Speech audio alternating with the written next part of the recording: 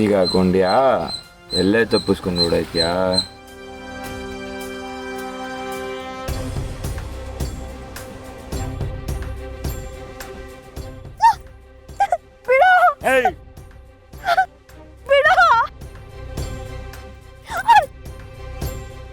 ಯಾರು ನೀವೆಲ್ಲ? ಏನ್ ಬೇಕು? ಯಾಕಿದ್ರೆ ಹಿಂಸೆ ಕೊಡ್ತಾ ಇದ್ದೀರಾ?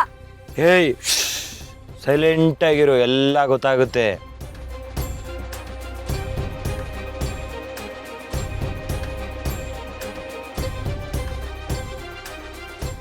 ಏನಾಯ್ತು? ಕೆಲಸ ಆಯ್ತು ತಾನೆ? ಹಾ ಬಾಸ್, ಸಿಗಾಕೊಂಡಿದ್ದಾಳೆ. ಗುಡ್, ವೆರಿ ಗುಡ್, ಸೂಪರ್ ಕಂಡ್ರ. ಈಗ ಅವಳನ್ನೇನ್ ಮಾಡೋದು ಬಾಸ್?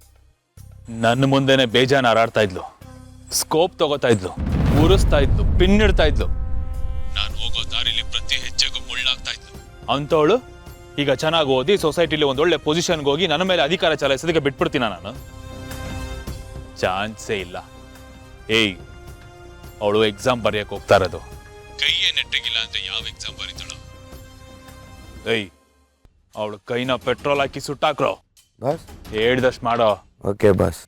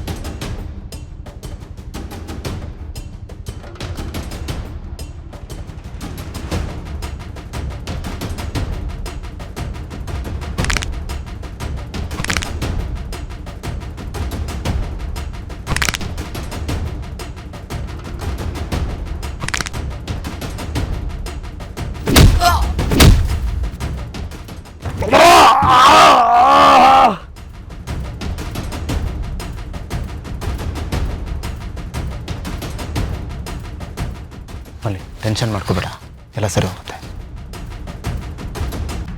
ಏಯ್, ದೊಣ್ಣೆ ಎತ್ಕೊಂಡು ಹೊಡೀರೋ.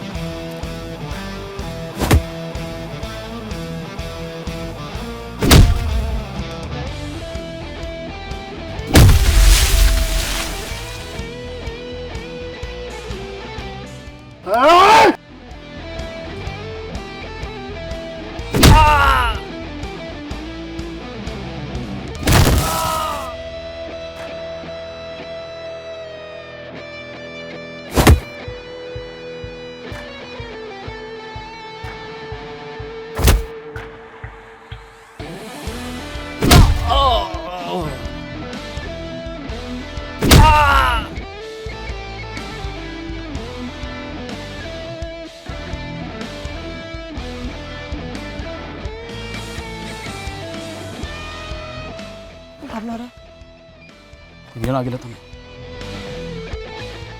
ನಿಮಗೇನಾಗಿಲ್ಲ ತಾನೆ? ನಾನು ಓಕೆ, ನೀನು ಓಕೆನಾ? ಭಾವನವ್ರೆ, ಎಕ್ಸಾಮಲ್ಲಿ ಲೇಟ್ ಆಯಿತು. ಸರಿ, ನೀನು ಸೇಫಾಗಿ ಮನೆಗೆ ಹೊರಡು, ನಾನು ಡ್ರಾಪ್ ಮಾಡಿ.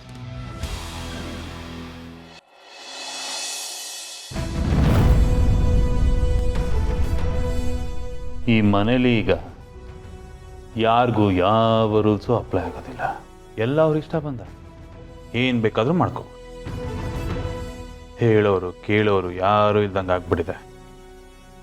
ಮನೆಯವ್ರಿಗೆ ಮರ್ಯಾದೆನೇ ಇಲ್ಲ. ಅದೇ ಹೊರಗಿನವ್ರ ಮೇಲೆ ಪ್ರೀತಿ ಅಭಿಮಾನ ಅಕ್ಕರೆ ಉಕ್ಕಿ ಉಕ್ಕಿ ಉಕ್ಕಿ ಉಕ್ಕಿ ಹರಿಯುತ್ತೆ. ನಾವು ಯಾರು ಲೆಕ್ಕಕ್ಕೆ ಇಲ್ಲ. ಓಹೋ ಪಾರ್ಥ, ಏನಪ್ಪ ಇಷ್ಟೇನಾ ನಿನ್ನ ರೋಷ ಆವೇಶ ಪೌರುಷ ಎಲ್ಲ? ನೆನೆ ನೀನು ಫುಲ್ಲು ಆವೇಶದಲ್ಲಿ ಮನೆ ಬಿಟ್ಟು ಹೋದೆ ದೊಡ್ಡದಾಗಿ ಅಂತ ಕೇಳ್ಪಟ್ಟೆ. ಆ ವಿಷಯ ಕೇಳಿದ್ಮೇಲೆ ನಾನು ಅನ್ಕೊಂಡೆ ಪಾರ್ಥ, ಇನ್ಮೇಲೆ ನೀನು ಈ ಕಡೆ ಬರೋದೇ ಇಲ್ಲ, ಈ ಕಡೆ ತಲೆನೂ ಹಾಕಿ ಮಲಗೋದಿಲ್ಲ ಅಂತ. ಒಂದಿನಕ್ಕೆ ವಾಪಸ್ ಬಂದ್ಬಿಟ್ಟಿದ್ಯಲ್ಲೋ. ಒಂದು ಮಾರು ದೂರ ಹೋದಂಗೆ ಮಾಡಿ ಯೂ ಟರ್ನ್ ಹಾಕೊಂಡು ಮತ್ತೆ ವಾಪಸ್ ಬಂದ್ಬಿಟ್ಟಿದ್ಯಲ್ಲೋ. ಮನುಷ್ಯನಿಗೆ ಜೀವನದಲ್ಲಿ ಅದೇನೇನು ಸ್ವಾಭಿಮಾನ ಅಂತ ಒಂದಿರುತ್ತಂತೆ, ಗೊತ್ತಾ ನಿನ್ಗದು? ಇಷ್ಟೆಲ್ಲ ಮಾತಾಡೋ ಅವಶ್ಯಕತೆ ಇಲ್ಲ ಅನ್ಕೋತೀನಿ.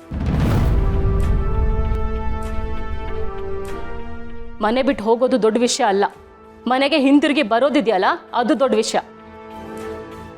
ಅಷ್ಟಕ್ಕೂ ಇಲ್ಲಿ ಯಾರು ಸ್ವಾಭಿಮಾನ ಬಿಟ್ಟು ಯಾವ ಕೆಲಸನೂ ಮಾಡಿಲ್ಲ, ಮಾಡೋದು ಇಲ್ಲ, ಅದು ನಿಮಗೆ ಗೊತ್ತಿರಲಿ. ಎಲ್ಲ ನಿಮಗೆ ಹೆಂಗ್ ಬೇಕೋ ಹಂಗೇನಾ? ಅದಕ್ಕೆ ಸಪೋರ್ಟಿಂಗಿಗೆ ಪಂಚಿಂಗ್ ಡೈಲಾಗ್ ಬೇರೆ. ಕೇಳೋರು ಸಿಕ್ಕಿದ್ರೆ ಹೂವೇನು ಹೂಕೋಸ ಇಡ್ತೀರಲ್ಲ. ಸರಿಯಾಗಿ ಹೇಳಿದ್ರಿ ಜೈ. ಹೋಗೋದು ಹೋಗಿ ಈಗ ಹೇಗೆ ಬಂದಿದ್ದಾರೆ ನೋಡಿ. ಯಾರು ಏನು ಹೇಳಿದ್ರು ಸರಿನೇ. ಈ ಮನೆಯಲ್ಲಿ ಯಾರಿಗೂ ಯಾರ ಮೇಲೆ ನಂಬಿಕೆ ಇಲ್ಲ. ನಂಬಿಕೆ ಇತ್ತು, ಇನ್ಫ್ಯಾಕ್ಟ್ ತುಂಬಾನೇ ಇತ್ತು. ಆದರೆ ಅದನ್ನು ಯಾರು ಕಳ್ಕೊಂಡಿದ್ದು ಅಂತ ನಿಮಗೆ ನೀವೇ ಪ್ರಶ್ನೆ ಮಾಡಿಕೊಂಡ್ರೆ ಉತ್ತರ ನಿಮಗೆ ಸಿಗತ್ತೆ. ಮಾಡೋದೆಲ್ಲ ಮಾಡಿ ನಮ್ಮ ಮೇಲೆ ಗೂಬೆ ಕೂರ್ಸೋದಕ್ಕೆ ಬರಬೇಡಿ. ಸಾಕು, ಮಾತಾಡಿದ್ದು ಸಾಕು. ಅಂದ್ರೆ ಏನು? ಈ ಮನೆ ನಡೀತಾರೋ ಎಲ್ಲ ಸಮಸ್ಯೆಗಳಿಗೆ ನಾವೇ ಕಾರಣನಾ? ನಿಮ್ಗಳಿಂದ ಏನು ಕೊಡುಗೆನೇ ಇಲ್ವಾ? ನೀವೆಲ್ಲ ಸಾಚಾಗಳು, ಮೇಲಿಂದ ಉದುರಿರೋರು. ನಾವೆಲ್ಲಾನು ಬಿಟ್ಟವ್ರ. ಹಾಗಾದ್ರೆ ಮಾತಿನ ಮೇಲೆ ನಿಗಾ ಇರಬೇಕು, ನೋಡ್ಕೊಂಡು ಮಾತಾಡಬೇಕು. ಜೈಬ್ರೋ, ಒಂದು ಮಾತು ಹೇಳ್ತೀನಿ, ನೆನ್ಪಿಟ್ಕೊ. ಒಂದು ಮನೆಯನ್ನು ನಿಂತಿರೋದು ಒಬ್ಬನ ಅಹಂಕಾರದ ಮೇಲಲ್ಲ, ಅದು ನಿಂತಿರೋದು ಸಂಬಂಧಗಳ ಮೇಲೆ. ಎಲ್ಲರೂ ಸಹನೆಯಿಂದ ತಾಳ್ಮೆಯಿಂದ ನಿಂತಿರೋದು. ಒಂದು ಸಂಬಂಧನ ಕಳ್ಕೊಳ್ಳೋದು ತುಂಬಾ ಈಸಿ, ಆದರೆ ಅದನ್ನು ಕಾಪಾಡ್ಕೊಂಡು ಹೋಗೋದು ತುಂಬ ಕಷ್ಟ. ಯಾವತ್ತು ಕಟ್ಟೋ ಕೆಲಸ ಮಾಡಬೇಕು ಜೈಬ್ರೋ, ಕೆಡವೋ ಕೆಲಸನ ಮಾಡಬಾರ್ದು. ಯಾರಾದರೂ ತಮ್ಮ ಅಹಂಕಾರದಿಂದ ಒಂದು ಇಡೀ ಮನೆನ ಅವ್ರಿಗೆ ಹೇಗೆ ಬೇಕೋ ಹಾಗೆ ಆಡಿಸ್ತಾರೆ ಅಂದರೆ ಆ ಮನೆಯಾಗಿರೋದಿಲ್ಲ, ಸ್ಮಶಾನ ಆಗ್ಬಿಡುತ್ತೆ. ಎಲ್ಲ ಸಂಬಂಧಗಳು ಕುಸ್ತೋಗ್ಬಿಡುತ್ತೆ. ನೆನ್ಪಿಟ್ಕೊ. ಅಂದ್ರೆ ಏನ್ ನಿನ್ ಮಾತಿನ ಅರ್ಥ? ಈ ಮನೆ ಹಾಳಾಗುತ್ತೆ ಅಂತನಾ? ನನ್ನ ಸಾಮ್ರಾಜ್ಯ ಕುಸ್ತು ಬೀಳುತ್ತೆ ಅಂತನಾ? ನೋಡು, ನಾನು ಹೇಳಿ ಬಿಡಲಿ, ಇವಾಗ ಆಗ್ತಾ ಇರೋದು ಅದೇ. ಅನ್ಫಾರ್ಚುನೇಟ್ಲಿ ಇದು ನಿನ್ನ ಗಮನಕ್ಕೆ ಬರ್ತಾನೆ ಇಲ್ಲ. ಸುಮ್ಮನೆ ಈ ಥರ ಕೂಗಾಡೋದ್ರಿಂದ ಕಿರ್ಚಾಡೋದ್ರಿಂದ ಏನೂ ಆಗಲ್ಲ ಜೈಬ್ರೋ. ಏನಾದರೂ ಆಗುತ್ತೆ ಅಂದರೆ ಅದು ಪ್ರೀತಿಯಿಂದ, ಒಳ್ಳೆ ಗುಣದಿಂದ. ಇದು ನೀನು ಕಾಣಿಸ್ತಾನೆ ಇಲ್ಲ. ಜಾಸ್ತಿ ಮಾತಾಡ್ತಾ ಇದೆಯಾ ಪಾರ್ಥ? ಜೈ,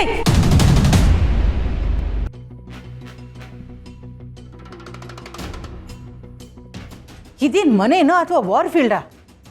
ಮಾತಾಡೋದನ್ನ ಕಡಿಮೆ ಮಾಡಿ, ಆದಷ್ಟು ಮೆಲ್ಲಗೆ ಮಾತಾಡೋದನ್ನ ಕಲೀರಿ.